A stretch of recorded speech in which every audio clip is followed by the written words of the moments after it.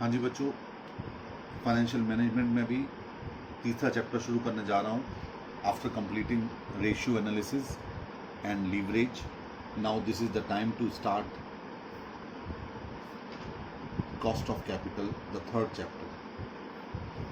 एक बात ध्यान रखिएगा, फाइनेंशियल मैनेजमेंट में जितने भी चैप्टर आपके सिलेबस में हैं, हर चैप्टर का क्वेश्चन एग्जाम में ज़रूर आता है, ज़रूर आता है, 100% आता है।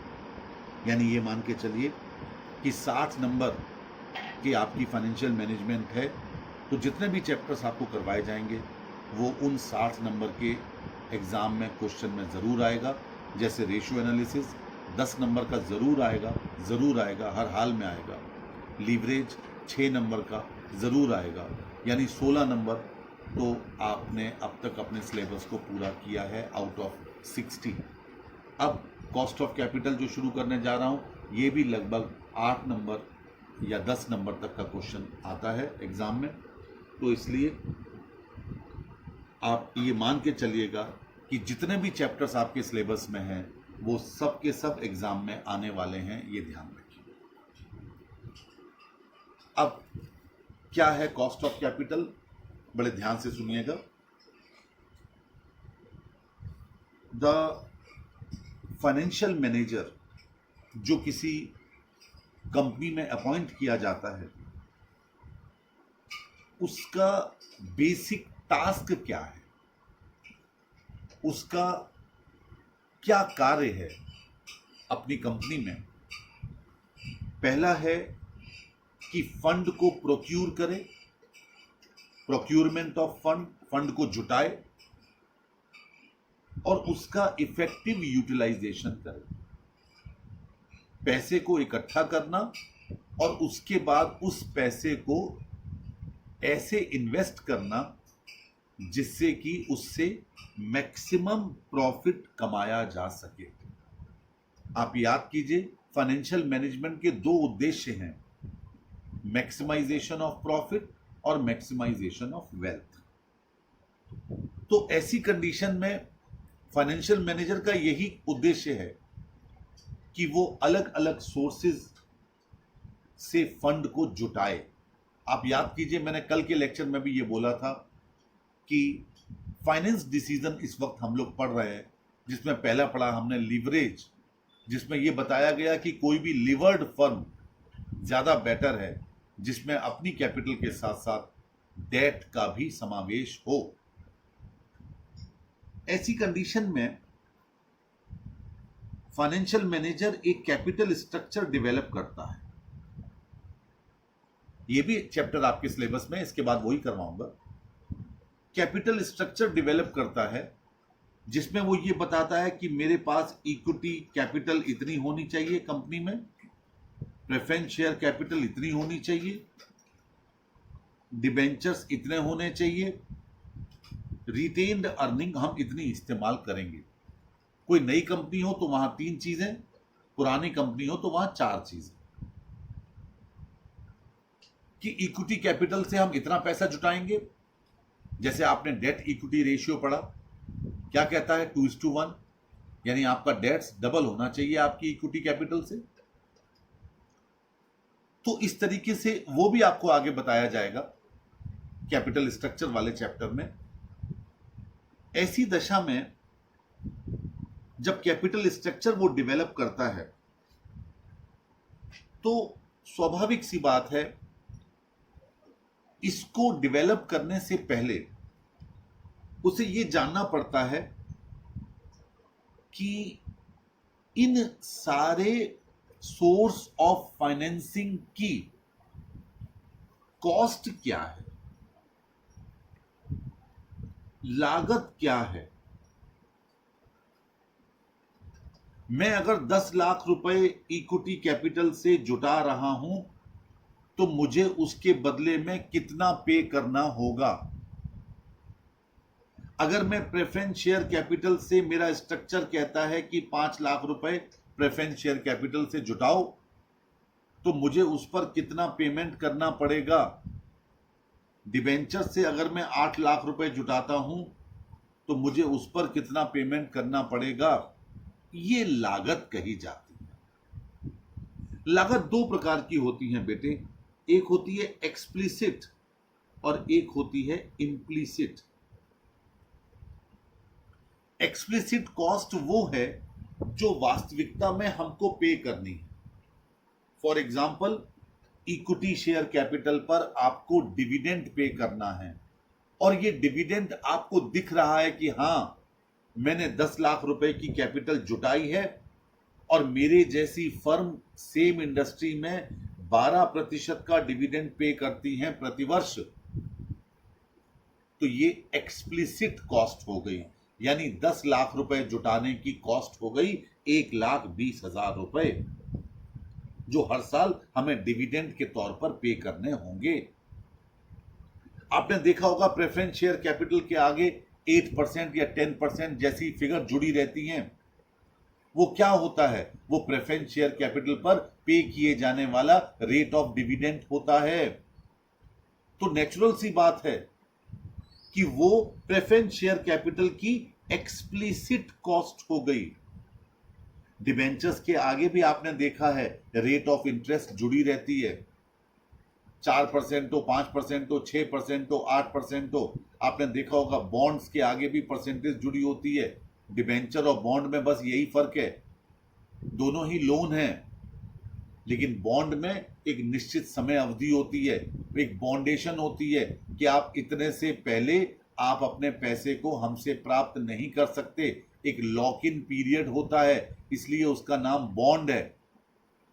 और डिबेंचर्स के आगे ऐसा कोई पीरियड आमतौर पर नहीं दिया जाता, तो उनको डिबेंचर कहा जाता है।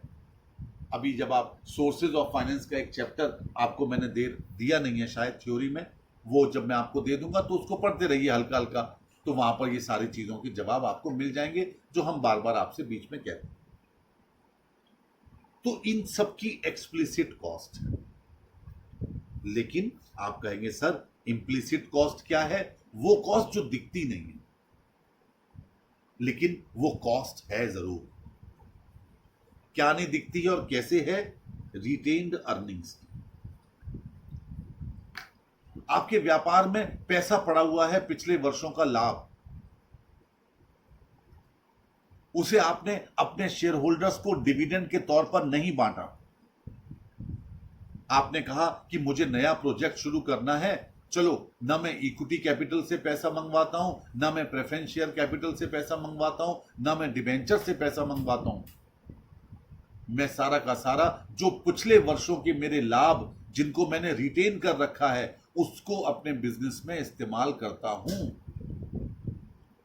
अब आप कहोगे सर इस पर तो कोई खर्चा नहीं आया, ये तो बहुत अच्छा सोर्स ऑफ फाइनेंस हो गया। नहीं, इस पर भी खर्चा आएगा, और वही खर्चा इंप्लिसिट कॉस्ट कहा जाएगा। आप कहेंगे सर कहां से खर्चा आएगा, ये तो हमारा अपना पैसा था। आपका पैसा थोड़ी था, ये तो शेयर होल्डर्स का पैसा था। बस यही गड़बड़ हो जाती है बच्चों से। वो ये मानते हैं कि कंपनी और कंपनी के शेयर होल्डर्स एक ही हैं, जबकि ऐसा थोड़ी है। आप पढ़ चुके हैं separate business entity CA foundation में 11th क्लास में। ये पैसा शेयर होल्डर्स का है और इस्तेमाल कौन कर रही है? कंपनी कर रही है। तो फिर इसकी लागत क्या होगी? लागत होगी अपॉर्चुनिटी कॉस्ट, जो आपने कॉस्ट अकाउंटिंग में पढ़ी थी। ये माना जाता है कि अगर ये रिटेन्ड अर्निंग डिविडेंड के तौर पर बांट दी जाती, किसको? शेयर होल्डर्स को, तो उनको एक्स्ट्रा डिविडेंड मिलता। एक्स्ट्रा डिविडेंड से वो कंपनी के ही और शेयर्स परचेज कर लेते। कि जब आपको डिविडेंड ज्यादा मिल रहा है, आप ध्यान से सुनना, तो आप क्या करते? आप उसे या तो अपने घर की वाइट गुड्स में लगाते। वाइट गुड्स यानी रेफ्रिजरेटर, वॉशिंग मशीन, एसी। लेकिन फाइनेंशियल मैनेजमेंट तो ये कहता नहीं, वो तो कहता है कि डिविडेंड आपको मिला, आपने उसे इन्वेस्ट कर दिया। चलो ठीक है, आपने मान लिया इन्वेस्ट कर दिया, तो इन्वेस्ट कहां किया? कोई कहता मैं एफडी में डलवाऊंगा, कोई कहता मैं सोना खरीदूंगा, कोई कहता है मैं शेयर्स खरीदूंगा। हजारों कंपनियां हैं, किसके खरीदोगे साहब, सबके रेट ऑफ डिविडेंड अलग अलग हैं। कोई कहता है मैं डिबेंचर्स खरीदूंगा, कोई कहता है मैं बॉन्ड खरीदूंगा। हर व्यक्ति की अपनी चॉइस है ना, प्रेफरेंसेस हैं। तो फिर किस किस की कॉस्ट निकालोगे आप? तो परेशान हो जाओगे कि गोल्ड कितना बढ़ा और एफडी की कितनी रेट ऑफ इंटरेस्ट है और इक्विटी कैपिटल की कितनी है मार्केट में, डिबेंचर बॉन्ड की कितनी है। आप तो क्वेश्चन सॉल्व कर ही नहीं पाओगे। तो ये माना जाता है कि इन लोगों ने कंपनी के ही शेयर्स खरीद लिए, उसी कंपनी के। कोई एक तो क्राइटेरिया देना पड़ेगा ना आपको। तो अगर ये कंपनी के शेयर खरीदते, अब यहां पर गोल्ड, एफडी, इक्विटी शेयर, दूसरी कंपनियों के बॉन्ड, डिबेंचर सब खत्म। ये माना गया कि अगर ये एक्स्ट्रा डिविडेंड शेयर होल्डर्स को मिलता तो वो इसी कंपनी के शेयर्स खरीद लेते, तो उनको उन शेयर्स पर ऑल्टरनेटिव डिविडेंड कितना मिलता अगले साल, वो अब नहीं मिल पा रहा है क्योंकि कंपनी ने वो पैसा रिटेन कर लिया। चलो मैं आपको समझाता हूं। मान लीजिए आपके पास 100 शेयर्स थे, कंपनी ने 15 रुपए की अर्निंग की ईपीएस पर शेयर पर, और कंपनी ने 10 रुपए डिविडेंड बांट दिया, डीपीएस 10 रुपए, तो कंपनी ने इसका मतलब 5 रुपए पर शेयर की रिटेन्ड अर्निंग कर ली। ईपीएस हमेशा ज्यादा बड़ा होता है डीपीएस से। 15 रुपए आपने कमाए और आपने डिविडेंड के तौर पर 10 रुपए पर शेयर बांटा, तो 5 रुपए पर शेयर आपने अपने पास रिटेन कर लिए। मान लीजिए आकांक्षा गर्ग के पास 100 शेयर्स थे, तो आकांक्षा का कितना पैसा रिटेन हो गया? 500 रुपए। 100 शेयर्स पर 5 रुपए के हिसाब से। मान लीजिए उस कंपनी के 125 रुपए की शेयर मार्केट में उपलब्ध थे, मार्केट वैल्यू थी, मार्केट प्राइस था शेयर का इसी कंपनी के। तो अगर आकांक्षा को ये 500 रुपए मिल जाते और ये इसी कंपनी के शेयर खरीदती, तो इसका मतलब ये 4 शेयर खरीद लेती, तो अगले वर्ष इसे 100 शेयर पर नहीं 104 शेयर्स पर डिविडेंड मिलता, क्योंकि कंपनी द्वारा ये उसका 500 रुपए की रकम नहीं दी गई, उसे रिटेन्ड कर दी गई, इसीलिए उसे अगले साल भी 100 शेयर पर डिविडेंड मिलेगा। तो आकांक्षा ने 4 शेयर्स का डिविडेंड अपना खो दिया। यही तो है इस 500 रुपए की इंप्लिसिट कॉस्ट, यानी वो डिविडेंड जो कोई एक शेयर होल्डर कंपनी द्वारा रकम अपने पास रख लेने की वजह से आने वाले समय में प्राप्त नहीं कर पाया, उसी को क्या कहा जाता है? Implicit cost of capital. अब ये चैप्टर खुलना शुरू हो गया, यानी इस चैप्टर में आप equity capital, preference share capital, debenture की एक्सप्लिसिट कॉस्ट कैलकुलेट करोगे, क्योंकि इन पर डिविडेंड या इंटरेस्ट भुगतान की जाने वाली परसेंट क्वेश्चन में खुलेगी। प्रेफरेंस शेयर कैपिटल की तो फिक्स्ड होती है, डिबेंचर की फिक्स्ड होती है, और इक्विटी शेयर की कैपिटल की सेम इंडस्ट्री की और फर्म्स के हिसाब से निकाली जाती है। और रिटेन्ड अर्निंग की आपको कौन सी कॉस्ट कैलकुलेट करनी पड़ेगी? इंप्लिसिट कॉस्ट कैलकुलेट करनी पड़ेगी। आप ध्यान दीजिए, जब आप कोई डिसीजन लेते हैं तो उस डिसीजन में आपका ये चीज भी शामिल होती है। आपने कोचिंग का डिसीजन लिया तो वहां पर भी आपने मुझसे आकर के पूछा मेरी फीस कितनी है, मैं पढ़ाऊंगा कहां पर, मैं क्या प्रोवाइड करूंगा, मैं कितने दिन में लेक्चर पूरे कर दूंगा। अब ये सब बातें बेईमानी हो गई, लॉकडाउन ने सब बर्बाद कर दिया, कोरोना ने। सारी कंडीशन आपने पूछी ना, तभी तो आपने निर्णय लिया कि मुझे जुनैया सर से पढ़ने हैं ये 2 सब्जेक्ट, ये एक सब्जेक्ट विवेक सर से पढ़ना है या अंकित से पढ़ना है, ये नवनी मैम से पढ़ना है, ये प्रशांत शर्मा से पढ़ना है। उसी प्रकार व्यापार में भी जब हम पैसा इकट्ठा करने जाते हैं, आपके फादर ने भी कभी लोन लिया होगा या आपके फादर ने भी कभी बिजनेस में अपना पैसा लगाया होगा, तो पहले ये पता किया जाता है ना कि अगर मैं लोन लूं तो मुझे हर साल कितना इंटरेस्ट पे करना पड़ेगा, अगर मैं रिश्तेदारों से पैसा ले लूं तो उनको कितना करना पड़ेगा, अगर मैं अपना लगाऊं तो मुझे खोना कितना पड़ेगा, अगर मैं एफडी तोड़वा दूं तो मुझे कितना नुकसान होगा। ये जितने भी सोर्सेज ऑफ फाइनेंस है, उन सबको अपने व्यापार में अगर हम इस्तेमाल करना चाहते हैं तो आपको इन सारे सोर्सेज की सबसे पहले क्या पता करनी पड़ेगी कि इस पर आपको सेक्रीफाइस कितना करना पड़ेगा। उसी सेक्रीफाइस को हम कॉस्ट कहते हैं और इसीलिए इस चैप्टर का नाम है कॉस्ट ऑफ कैपिटल। मैं सिर्फ इस चैप्टर का इंट्रोडक्शन देने जा रहा हूं, आपको दे रहा हूं कंटिन्यूअसली कि आखिर आप इस चैप्टर में पढ़ने क्या वाले। बहुत छोटे छोटे फॉर्मूले हैं, मैंने कहा ना, मैं चाहूं तो इस बचे हुए आधे पेज पर इस चैप्टर को निपटा सकता हूं, लेकिन निपटाना आसान है, समझ में भी तो आना चाहिए ना, क्योंकि इन सब की आपको फॉर्मूले लिखने हैं, वही स्टैंडर्ड कॉस्टिंग जैसे छोटे फॉर्मूले आधी आधी लाइन के, और आप 2 मिनट में समझते चले जाओगे। लो, मैं अभी आपको 1 सेकंड में लिख देता हूं। मान लो आपसे कहते हैं कॉस्ट ऑफ डिबेंचर का फॉर्मूला लिखो, CD लिखो मत, खाली मैं समझा रहा हूं। तो आपका फॉर्मूला हो गया IP upon NP into 100, interest payable divided by net proceeds into 100, यानी डिबेंचर पर कितना आपको नगद में प्राप्ति हुई, उस पर आपको हर साल इंटरेस्ट कितना पे करना पड़ रहा है, मल्टीप्लाई बाई 100, परसेंटेज में आंसर आ गया। लो, कॉस्ट ऑफ डिबेंचर आपको क्लियर हो गया।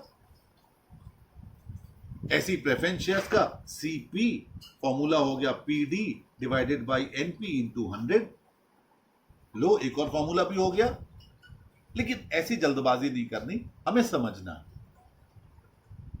समझने के लिए मैंने क्या बताया कि 2 तरह की कॉस्ट होती हैं, एक एक्सप्लिसिट कॉस्ट और दूसरी इम्प्लिसिट कॉस्ट। एक्सप्लिसिट कॉस्ट दिखती है, इम्प्लिसिट कॉस्ट वहन करनी पड़ती है, हाथ से खर्च नहीं करनी पड़ती। कॉस्ट अकाउंटिंग में भी हम लोगों ने ये डिस्कस किया था। एक्सप्लिसिट कॉस्ट यानी मटेरियल, लेबर, ओवरहेड्स जो हम खर्च कर रहे हैं, और इम्प्लिसिट कॉस्ट याद कीजिए, अगर हम अपने बिल्डिंग में अपना व्यापार चला रहे हैं तो उस बिल्डिंग को यदि हमने किराए पर उठाया होता तो जो किराया हमें प्राप्त नहीं हो पा रहा है वो हमारे लिए माल की इम्प्लिसिट कॉस्ट कही जाती थी। वही चीज यहां पर है कि equity capital, preference share capital और डिबेंचर पर तो आपको डिविडेंड या रेट ऑफ इंटरेस्ट हर साल पे करना पड़ेगा, वो तो दिखेगा, वो एक्सप्लिसिट कॉस्ट है। लेकिन रिटेन्ड अर्निंग जो कंपनी के पास खुद अपना पुराना पैसा रखा होता है उसका इस्तेमाल करना, उस पर हमें किसी को प्रत्यक्ष रूप से कुछ नहीं देना, बट फिर भी जो कॉस्ट आती है उसे हम क्या नाम देंगे, इम्प्लिसिट कॉस्ट कहते हैं। आपको ये चारों कैलकुलेट करनी है। एग्जाम में क्वेश्चन कैसा आता है, एग्जाम में क्वेश्चन आता है जिसमें चारों सोर्सेज से आपने पैसा लिया हुआ होता है। कई बार 5 सोर्स होते हैं, डिबेंचर 2 प्रकार के हो जाते हैं।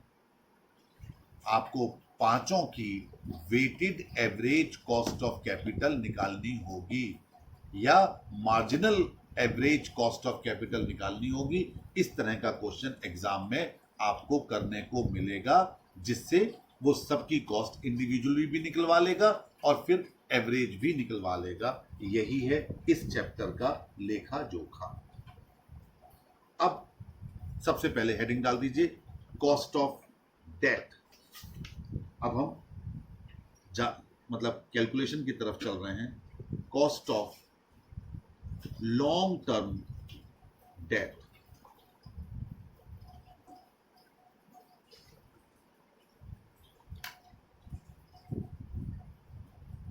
देखिए बेटे, जहां तक सवाल है लॉन्ग टर्म डेट्स का, इसमें लॉन्ग टर्म लोन्स इंक्लूड है जो हम बैंक से या फाइनेंशियल इंस्टीट्यूशन से लेते हैं। डिबेंचर या बॉन्ड को इशू करके जो हमें पैसा प्राप्त होता है, ये सारे लॉन्ग टर्म डेट्स माने जाते हैं। इन सब में आपको इंटरेस्ट पे करना होता है। कुछ हमारे लॉन्ग टर्म डेट्स रिडीमेबल होते हैं,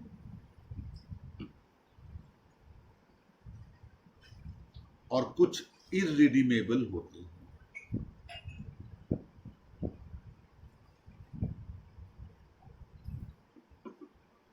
आपने अपने कंपनी लॉ में ये पॉइंट्स पढ़े होंगे।